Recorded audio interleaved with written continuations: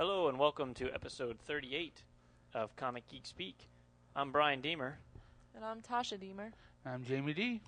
And we are coming at you from our hotel room in San Diego, where actually we have just wrapped up the fourth and final day of the convention. Yes, it's very sad that it's over, but quite frankly, I don't think our bodies can handle anymore. No, my legs, my God. Just walking over here from my bed to the little living room area is all of about 4 feet, and I could barely make it. I felt like a little old man. Yeah, but bottom line is the show was completely awesome, and it's kicked major ass. Yeah. Everybody's got to experience it. If you are a comic fan of any kind, you don't even have to be a comic fan. Be a fan of television, of movies, of anything in this genre of science fiction, fantasy, anime, comic books, anime. You've got to experience this at least once in your life. I mean, I don't know. We were talking about this. I don't know if I'll be able to make it back next year, but I do plan on coming back here sometime within the next 2 or 3 years because it is just that fabulous an experience. Yeah, I completely agree. And very tiring. There was so many people. It was almost impossible to get around. And Yeah. After a while, you get kind of sick of that. But it was worth it. Yeah, I definitely agree. It was the sea of people that was there Saturday and even today was just amazing. You'd get into the flow and you couldn't get out of the flow walking up and down the aisles, which, by the way, just for the record, 9 hours it took me to walk up and down every aisle in the show. That includes Artist Alley. That includes absolutely everything. And it was well worth it once I got done. Just the variety of stuff that I saw was amazing. Yeah, I think I saw one of everything. Mm-hmm. Anything that has anything to do with comics, movies, or whatever, I saw it. Yeah. Yeah, it was quite amazing. I'm trying to think of some of that. We are going to have one of the shows we do when we get back from San Diego. We will, talk to Peter and the other guys and tell them all the details of things. Yeah, and let them ask us questions that we might not be able to think of. Because right now, it's just overload. I mean, my sister, I would call her on the phone, and she would say, "Oh, what movie stars did you see? What did you see?" And I try to remember some of the people I saw. Like I was telling her, Gene Simmons of Kiss was just walking up and down the aisles. It wasn't like he was there for any reason. He was just there. Today, Lance Hendrickson, I saw him at one of the booths. Just the amazing amount of sensory overload. Did you see Beastmaster? Believe it or not, I did not. I did. He was probably up in that signing area. I didn't see him. I mean, I would have thought he would have been there because, your stalwarts, Boomer, Virgil from the Yes. World Wrestling Federation. I did see Sam Jones, Flash Gordon, for all of you people who don't know exactly well, and who who Sam was Jones it? Was is. it Richard Hatch who ate dinner the same place we did? Yep, Richard Hatch on our first day on Thursday when we were eating at the Thai restaurant. We ate outside and we could see people walking by. We actually saw Bruce Campbell walk by. It was one of those, hey, that's Bruce Campbell, because I saw his chin. Yes. And then as we're just finishing up our dinner, they have bicycle like rickshaw type thingies, and I looked over and hey, there's Richard Hatch with I guess his lady friend, or a lady friend, and. Yes, I'm sure he has plenty. And they pulled up. Boom! He paid the driver. They walked inside the restaurant. So yeah, we ate dinner at the same place Richard Hatch did on Thursday. And that's Richard Hatch, Apollo from Battlestar Galactica.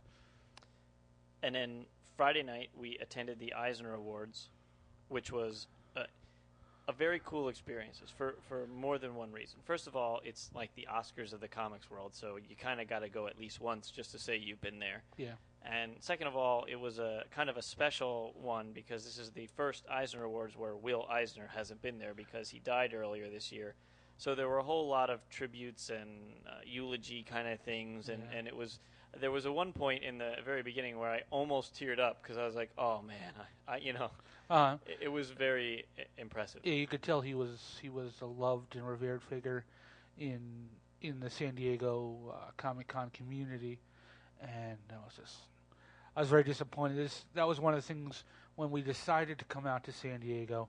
I knew of the Eisners. I knew Will Eisner was always here, and I was like, I'll get to meet one of the masters. I met a few of the masters, or people I consider the masters, and he was one of the ones I really wanted to meet because I loved his stuff. I'm not a huge Spirit fan, but I love his other stuff, and I really wanted just to be able to, shake his hand, maybe even get a quick doodle sketch or something like that, and just tell him how much I appreciated, his work. And then, unfortunately, he passed away earlier this year, and I was like, son of a bitch. I didn't get a chance to meet him, so it was nice to see all the tributes and people talking about him in glowing terms. Yeah, and I think when we're back together with the guys, we'll go over the winners and discuss, whether we thought it was a good pick or a bad pick or any of that kind of stuff. Yeah. But that was cool. That took us till like 12:30 at night. This is one of the reasons we didn't get any more than just one done, because every night we wound up doing things that took us till like midnight, and we wanted to turn around and get up the next day to attend and see as much as we could. So. Yeah, which brings us to a great story. First of all, I'm hearing some kind of weird, funky, like echo in our podcast here, so I apologize. It's a hotel room podcast, so just ignore it. Well, you're used to bad audio with us, so. And I'd like, before we start off this story that we're going to tell, I'd just like to put in that the trolley system in San Diego sucks. It was just, we've been to Paris and London, and we've been on the metro and their transportation systems there, and they're just so much more efficient than what we experienced here, and especially with this large amount of people coming in to see this convention, you would think that they would try and run more trains and be a little bit more efficient about stuff, and you end up waiting for a train for 15 minutes to an hour, and it was very frustrating. But on with the story. Yeah, I really thought for a while that we were the curse. It seemed every time we got on it, something weird happened, and that will lead us into this story. Yeah, so Saturday night after the show, we left the convention floor early. At 3 o'clock, we met up with 3 of our fans, which was cool. Yeah, very cool.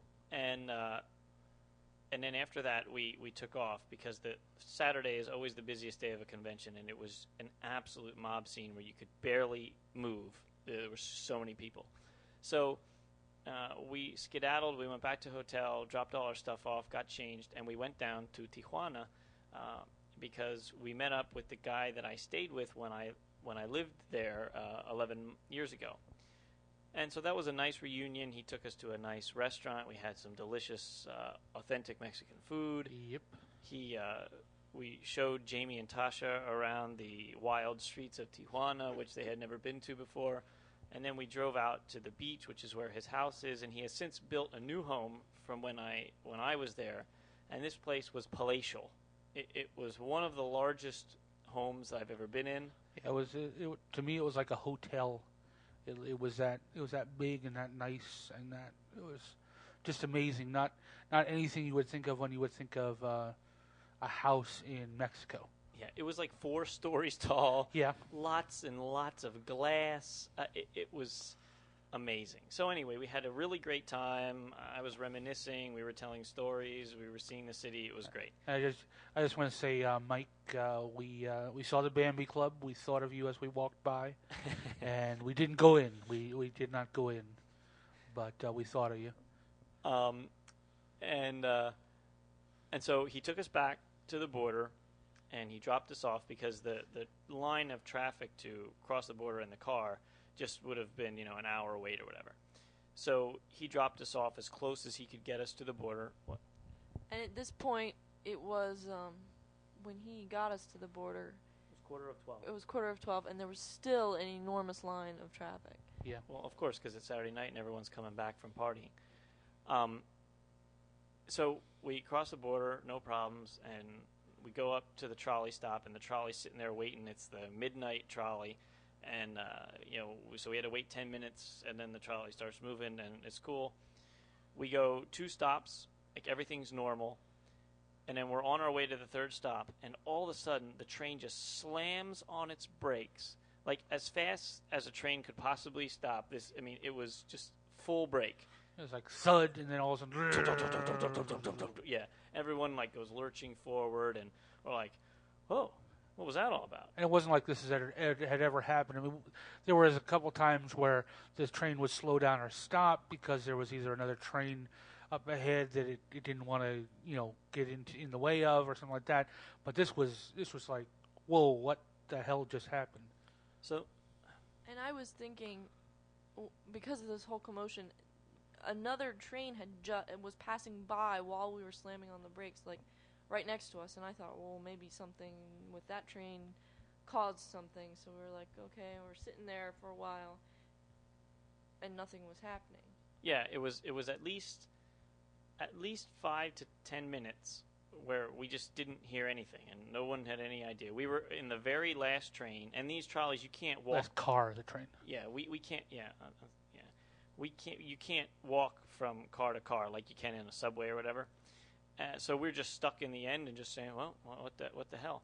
And then finally, the conductor gets on the loudspeaker and says, "There's been an accident.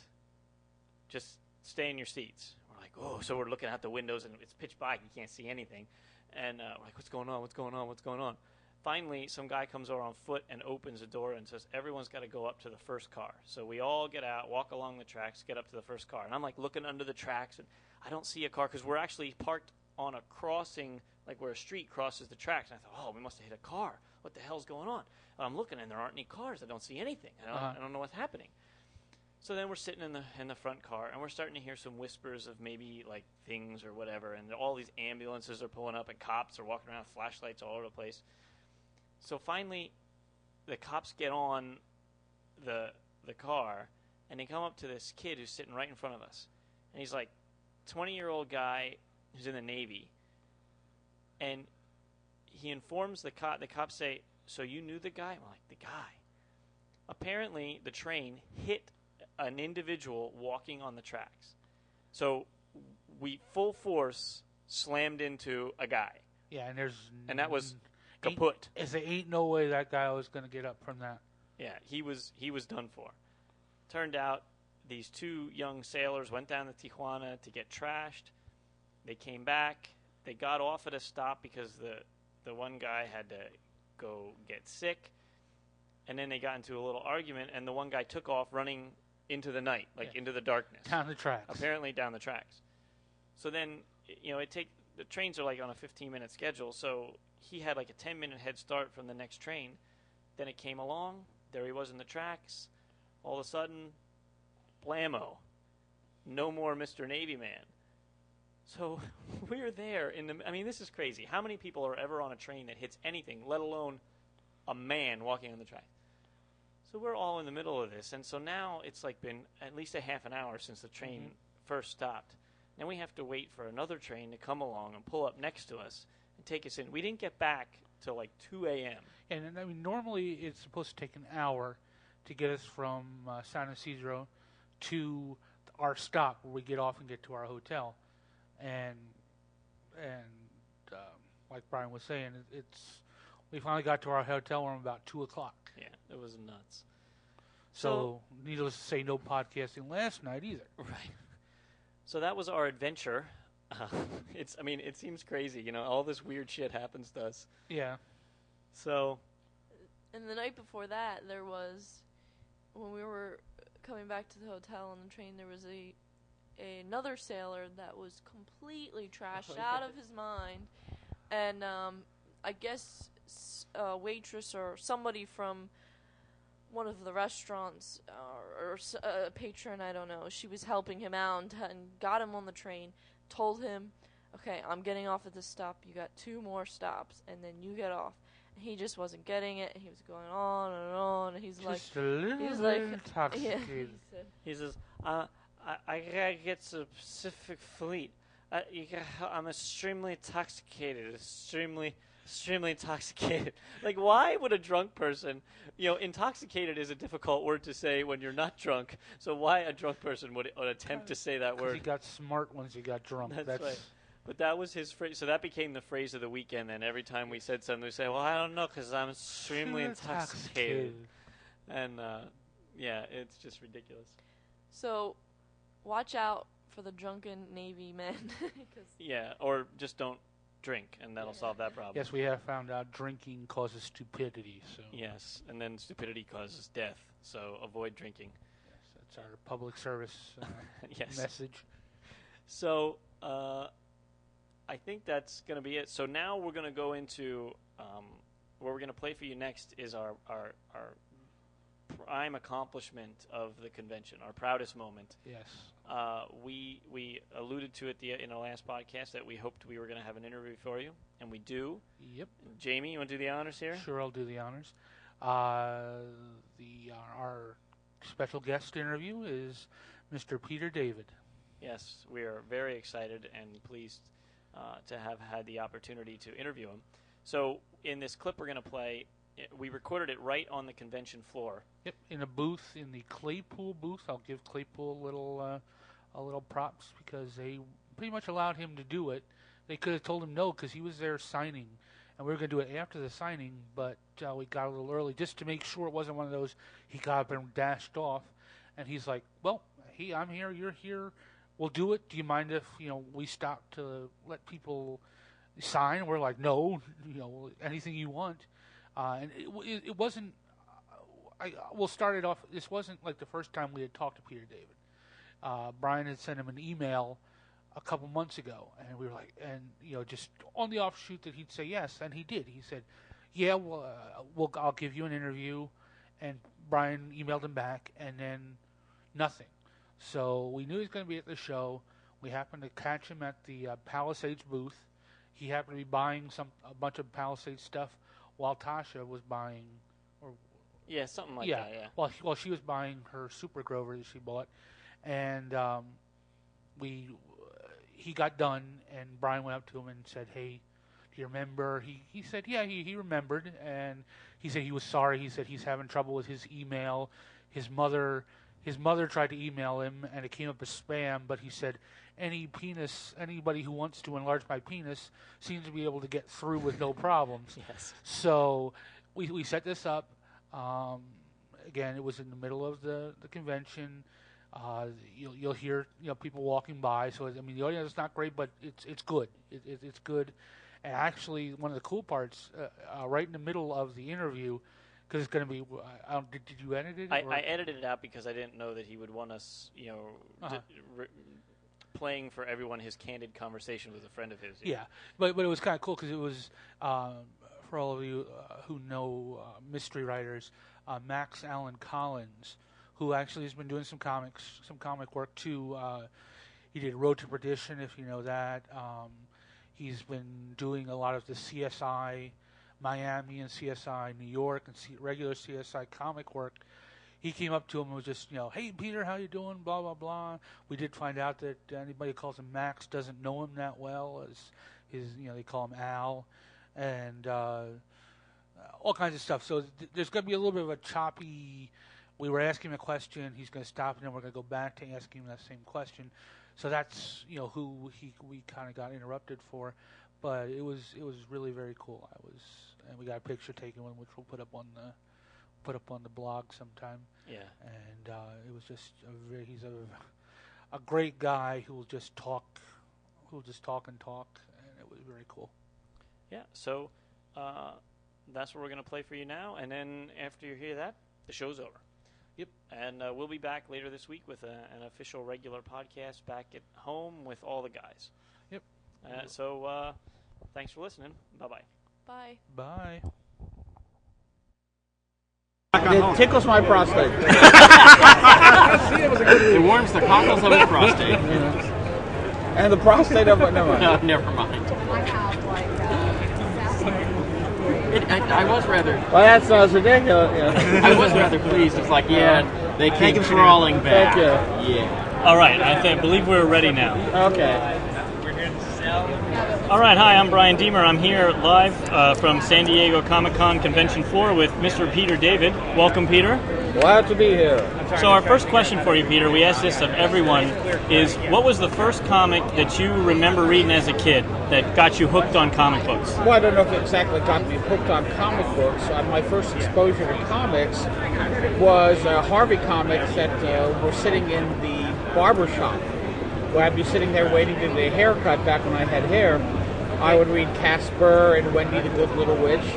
The first comic book I remember reading that got me interested in Marvel Comics was my cousin had a copy of the Reed and Sue Get Married Annual, FF Annual, whichever that was. I'm sure someone can cite it offhand.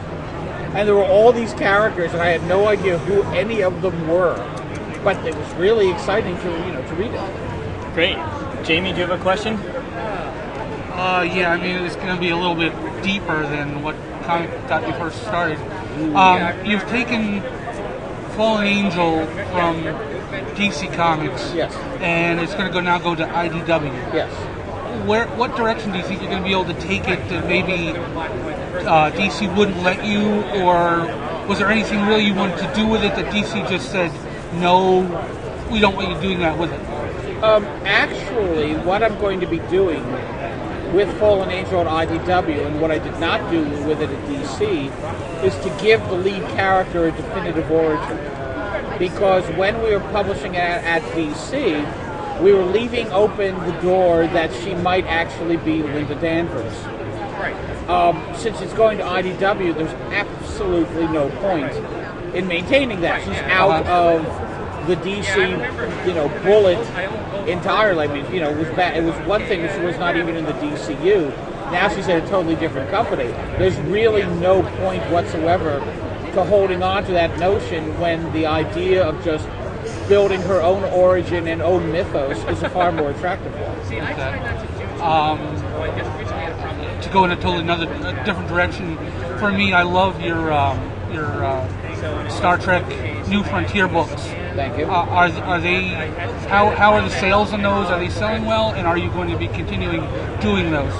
Yes, one answers the other. They're selling well enough that they want me to continue doing them. Okay. So, that's all good. Okay. I heard you speaking earlier today. I really haven't been stalking you, but I just happened to be walking by, and I heard you talking about some of your new projects that you're going to be doing, both for Marvel and in the world of books. Could you fill us in on some of that? Well, let's see. For Marvel Comics, I'm going to be doing a new Spider-Man book called Friendly Neighborhood Spider-Man. I'm also going to be doing X Factor, which is going to be a continuation of the Madrox The Multiple Man series. I continue to do Fallen Angel, for IDW, and I continue to write Soul Searchers and Company for the good folks right here at Claypool Publishing. Which is good. I have read those, and I do enjoy those. There you go. And I have a new book series coming out from Tor called The Hidden Earth, which I'm very excited about. And yes, I will be continuing to write the New Frontier series. Okay. And in addition, I just signed a contract to write 2 original Marvel Comics novels. One will star the Fantastic Four, the other will star Wolverine. Excellent. Another question, you just recently announced that you'll be writing the new Spider-Man, Friendly Neighborhood Spider-Man comic. Yep. So my question is, what kind of things do you hope to accomplish in the Spider-Man universe? I'm not looking for specific plot points, but just in general. Well, the thing is that Amazing Spider-Man is the book that builds upon the vastness and richness of the Spider-Man mythology. Marvel Knight's Spider-Man takes a look at the darker, more adult tone of Spider-Man. Friendly Neighborhood Spider-Man, here's a wacky idea. Yeah. Spider-Man's going to swing around town and fight bad guys. Why not? Right. I mean, I know it's a berserk notion, but I figured maybe we should give it a whack. So you'll be keeping it simple and fun? I will be keeping it accessible and fun. Because when you say simple, people tend to read that as simplistic.